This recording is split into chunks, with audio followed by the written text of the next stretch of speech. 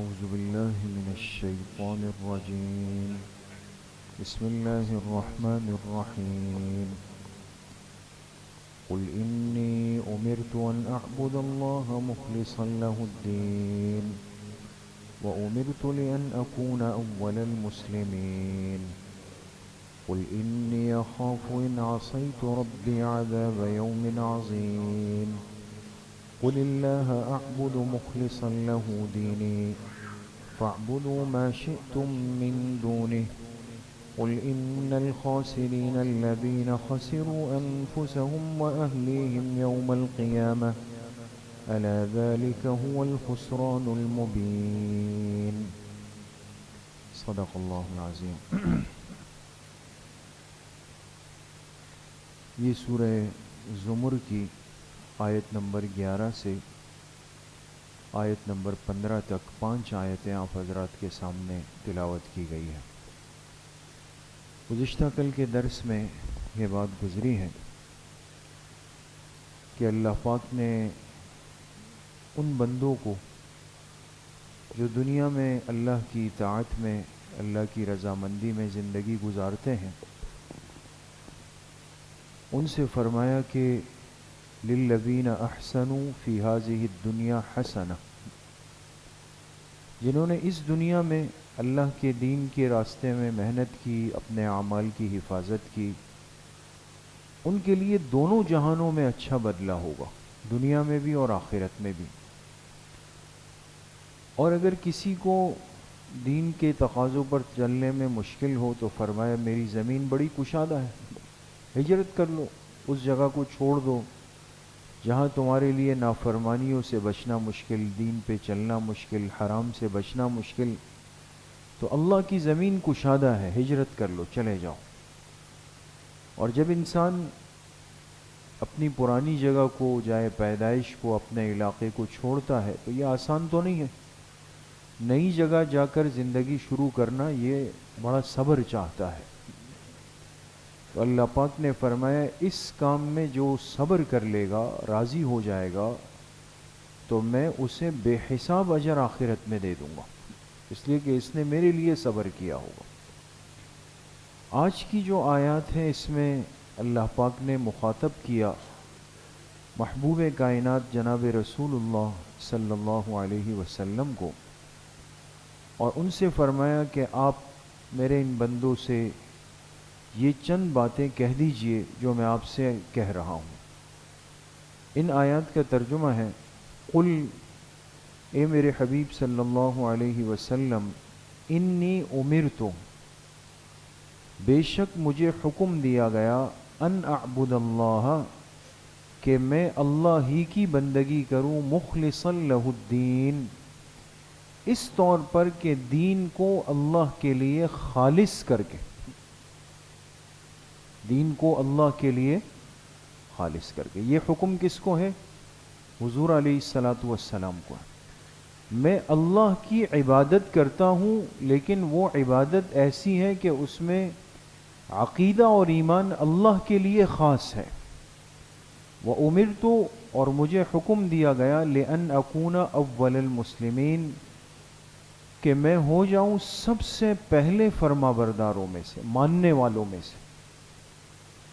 قل، اور اے میرے حبیب صلی اللہ علیہ وسلم آپ کہہ دیجئے، انی اخاف ان عصیت ربی عذاب یوم عظیم، کہ اگر میں نے اپنے رب کی نافرمانی کی بالفرض، اس لیے کہ پیغمبر تو معصوم ہے نا، آپ کی ذات اقدس تو پاک ہے، بالفرض والمحال، اگر میں بھی اپنے رب کی خلاف ورزی کروں تو مجھے اندیشہ ہے عذاب یوم عظیم، اس بڑے دن کے عذاب کا. قل اللہ اعبد مخلصا لہ دینی، آپ کہہ دیجئے کہ میں اللہ ہی کی عبادت کرتا ہوں اس انداز میں کہ اپنے دین کو اللہ کے لیے خالص کر کے. پھر وہ بات فاعبدوا ما شئتم من دونہ، اب جو لوگ اس پر آمادہ نہیں، فرمایا ان سے کہہ دیجئے کہ تم اللہ کے علاوہ جن کی چاہو عبادت کر لو، اس دنیا میں کر لو، اپنے نفس کے تقاضے پہ عمل کر لو، قل لیکن آپ ان سے کہہ دیجئے کہ ان الخاسرین الذین خسروا انفسهم واہلیہم یوم القیامہ، بے شک حقیقی خسارے اور نقصان میں وہ لوگ ہیں جنہوں نے اپنی جانوں کو اور اپنی آل و اولاد کو خسارے میں ڈال دیا قیامت کے دن۔ الا ذالک هو الخسران المبین، آگاہ ہو جاؤ کہ یہی لوگ ہی بڑے خسارے کے اندر واقع ہو گئے۔ یہ سب آیات در حقیقت حضور علیہ الصلاۃ والسلام کو خطاب ہے، لیکن اس میں حکم امت کو دیا جا رہا ہے۔ دوست بات سمجھیے گا، بعض دفعہ کسی کو بات سمجھانے کے لیے مخاطب کسی اور کو کیا جاتا ہے، جیسے آپ نے دیکھا ہوگا کہ مثال کے طور پہ سامنے نوجوان ساتھی ہیں یا بچے ہیں یا نئے ساتھی بیٹھے ہوئے ہیں، تو انسان جب بات کرتا ہے تو چہرہ پرانے ساتھی کی طرف ہوتا ہے یا بڑے ساتھی کی طرف ہوتا ہے، لیکن سمجھانا ان کو مقصود ہوتا ہے تاکہ اس ذریعے سے یہ بات وہاں اچھی طرح منتقل ہو جائے۔ اب اللہ پاک جب اپنے بندوں کو کوئی بات سمجھانا چاہتے ہیں تو مخاطب کس کو کرتے ہیں؟ اپنے محبوب پیغمبر علیہ الصلوۃ والسلام۔ آپ ان سے کہہ دیجئے، آپ ان کو سمجھا دیجئے۔ تو اب توحید بنیاد ہے کہ اللہ کی ذات پر 100% ایمان ہو، 100% یقین ہو کہ کلمہ بھی اللہ پاک کا ہے تو عبادت بھی کس کی ہوگی؟ اللہ کی ہوگی۔ یہ نہیں ہو سکتا کہ ایک بندہ کہے کہ جی میں کلمہ تو اللہ پاک کے لیے پڑھتا ہوں، ایمان تو اللہ پر ہے، لیکن عبادتیں بانٹ دی ہیں کہ یہ عمل فلاں کے لیے، یہ عمل فلاں کے لیے، یہ عمل فلاں کے لیے۔ بات بارہا ہو گئی دوستو، جتنے بھی نیک اعمال ہیں وہ عبادات کہلاتی ہے، وہ عبادات ہے، چاہے وہ نماز ہے، وہ نفلی روزے ہیں، وہ صدقہ خیرات ہے، وہ جانور ذبح کرنا ہے، وہ کسی کو کچھ کھانا کھلانا، یہ سب عبادات ہے دوستو۔ تو بھئی ایک بندہ جب نیکی کی نیت سے کوئی عبادت کر رہا ہے تو عبادت کیا اللہ کے غیر کے لیے ہو سکتی ہے دوست؟ کبھی بھی نہیں ہو سکتی۔ اس لیے اس مسئلے کو بالکل صاف کر لیں، ذہن کو صاف کر لیں۔ انسان چاہے کسی بھی موقع پر اگر کوئی نیک کام کرنا چاہتا ہے، کسی کو کچھ کھلانا چاہتا ہے، رقم دینا چاہتا ہے، دیگ تقسیم کر رہا ہے، جانور ذبح کر رہا ہے، حلوہ بانٹ رہا ہے، کوئی بھی چیز بانٹ رہا ہے، کوئی منع نہیں، انسان کھلائے، ضرورت مندوں کو کھلائے، لیکن اس میں نیت 100% ایک ہی ہوگی کہ یہ کس کی رضا کے لیے؟ یہ اللہ کی رضا کے لیے، اللہ کے حکم سے کر رہا ہوں۔ ہاں، ایک نیک عمل کر کے آپ اس کا ایصال ثواب کسی کے حق میں کرنا چاہتے ہیں، بالکل کر سکتے ہیں۔ آپ نے ایک نیک عمل کیا اور نیت کی کہ آج جو 100 مستحقین کو کھانا کھلایا، 50 کو لباس پہنایا، 100 کو گرم کمبل دے دیے، یہ میں اپنے مرحوم والدین کے حق میں ایصال ثواب صدقہ جاریہ ہو جائے، ان کو اس کا اجر مل جائے، ایسا کر سکتا ہے، بالکل۔ بات سمجھ گئے؟ لیکن اس عمل کے کرنے میں نیت کس ذات کی ہوگی؟ اللہ پاک کی ہوگی۔ ایک بات۔ دوسری بات ان آیات میں جو سمجھنے کی ہے کہ حضور علیہ الصلاۃ والسلام سے کہلوایا گیا کہ آپ اپنی امت سے کہہ دیں کہ اگر میں بھی، یعنی حضور کی اپنی ذات مبارک، اگر میں بھی بالفرض والمحال، یہ جملہ اس لیے کہیں گے کہ آپ علیہ السلام کی ذات میں، انبیاء میں یہ تصور بھی نہیں ہو سکتا۔ اللہ نے ہر پیغمبر کو فطرتاً پیدائشی طور پہ معصوم پیدا کیا ہوتا ہے، وہ گناہوں سے پاک ہوتا ہے۔ اگر بالفرض میں بھی اپنے رب کی کوئی خلاف ورزی کر لوں، اللہ کو ناراض کر دوں، تو مجھے بھی خوف ہے اس بڑے دن کے عذاب کا۔ اگر یہ بات اللہ کے محبوب فرما رہے ہیں جن کے لیے یہ کائنات بنی ہے، سجی ہے، قیامت کے دن کے شفیع ہے، آپ کے ہاتھ سے لاکھوں کروڑوں لوگوں کی شفاعت ہونی ہے، اگر وہ یہ فرما رہے ہیں کہ اگر میں بھی اپنے رب کی خلاف ورزی کروں، نافرمانی کروں، مجھے بھی اللہ کی پکڑ کا اندیشہ ہے، تو آپ بتائیں کہ عام امتی کیسے یہ تصور کر سکتا ہے کہ میں جو کروں میں تو اب بخشا بخشایا ہوں۔ آج دیکھیں نا، امت پہلے ہی کمزور ہے، اعمال میں بھی، اخلاق میں بھی، معاملات میں بھی اور عقائد میں بھی ہم کمزور جا رہے ہیں، یقیناً کمزور ہیں، کمزوریاں ہیں۔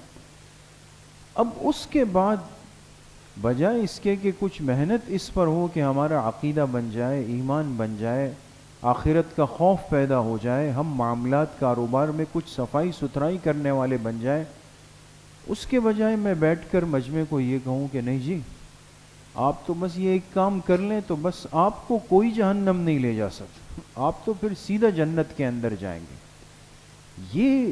یہ اختیار اور یہ یقین تو آپ علیہ الصلاۃ والسلام نے اپنے رشتہ داروں کو بھی نہیں دلایا. آپ نے ان سے بھی فرمایا کہ اپنے اعمال کے ذریعے سے اللہ پاک سے اپنی بخشش کرواؤ. بات سمجھ میں آ گئی دوستوں؟ تو اس لیے یہ کمزور قسم کی باتیں ہوتی ہے کہ خدا نخواستہ کسی کے بارے میں یہ کہہ دینا کہ وہ قیامت کے دن تو جم کے کھڑے ہو جائیں گے، لہٰذا وہ جس کو چاہیں گے جنت بھیج دیں گے، جس کو چاہیں گے روک دیں گے. یہ اختیار کلی صرف کس ذات کے پاس ہے؟ اللہ کے پاس ہے.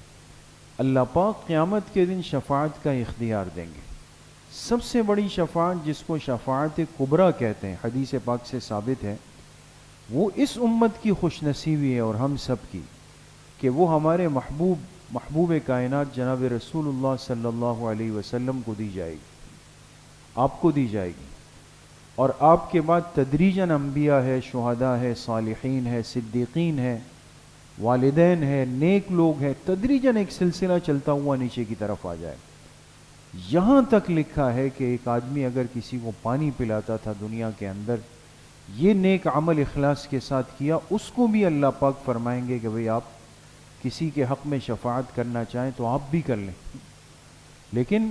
لیکن اصل بات یاد رکھیے گا کہ یہ شفاعت قہری نہیں، یہ شفاعت اختیاری نہیں ہوگی، بلکہ یہ شفاعت اللہ کے اذن سے ہوگی، اللہ کی اجازت سے ہوگی. یہ مشرکین کا تصور تھا کہ وہ کہتے تھے کہ ہمارے بت اور ہمارے بنائے ہوئے معبود یہ قہری اختیارات رکھتے ہیں، جو چاہے یہ کر سکتے ہیں. اگر اس طرح ہے تو پھر تو کلمے کا مطلب کیا ہوا دوستو؟ اللہ کی ذات پر یقین کا مطلب کیا ہوا؟ تو اس لیے یقین 100% اللہ کی ذات پر ہو، ہماری زندگی اتباع شریعت میں اور اتباع سنت کے اندر گزر جائے، اور پھر اس کے بعد ہم اللہ کی ذات سے امید رکھیں اور حضور علیہ الصلاۃ والسلام کی شفاعت کے طلبگار بن جائیں. اس لیے فضائل درود میں حضرت شیخ الحدیث مولانا زکریا صاحب رحمۃ اللہ علیہ نے ایک عمل لکھا ہے نا، آپ میں سے کسی کی نظر سے گزرا ہے؟ بہت بڑی بات ہے دوست. حضرت شیخ نے پوچھا ہے وہاں سوال کے انداز میں کہ بھئی آپ قیامت کے دن اللہ کے فضل کے امیدوار ہیں یا حضور علیہ السلام کی شفاعت کے امیدوار؟ سوال سمجھ میں آ رہا ہے؟ آپ قیامت کے دن اللہ کے فضل کے امیدوار ہیں یا حضور علیہ السلام کی شفاعت کے؟ آپ کیا جواب دیں گے دوستو؟ جی ایک آواز بڑی اچھی آئی جی، دونوں کے یہ صحیح جواب. ہم دونوں کے طلبگار، اللہ کا فضل بھی ہو اور حضور علیہ الصلاۃ والسلام کی شفاعت بھی ہو. یہاں تک پہنچ گئے دوستو؟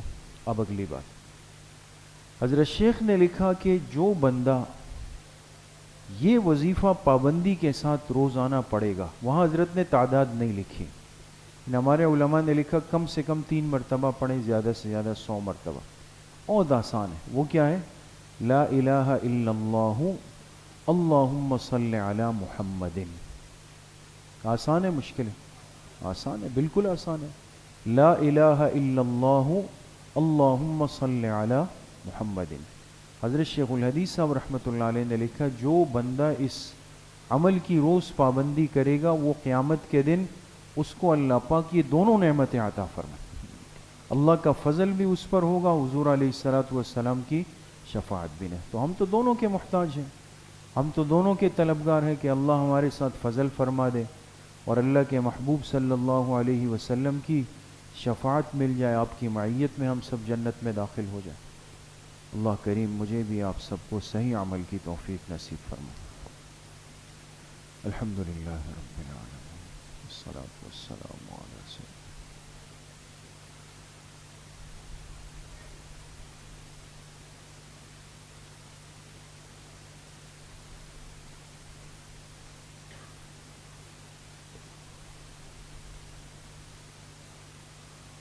وصلی اللہ وسلم علی نبینا محمد وآلہ وصحبہ اجمعین.